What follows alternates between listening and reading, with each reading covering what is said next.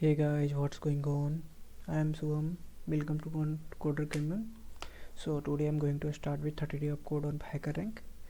So we will code in Python. So in day 0, that is the hello world problem. In this, their first line contain the hello world and second line contain the given input string.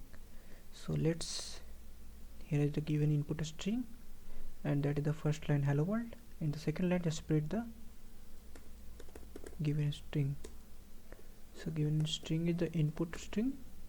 Just enter and run the code.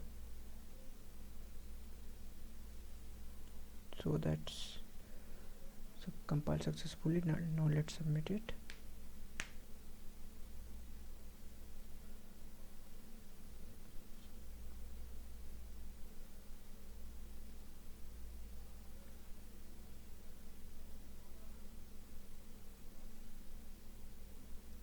So it's submitted successfully. So that's it for this tutorial. I hope you enjoyed it, and in next tutorial we will solve another Hackerrank problem. Thank you.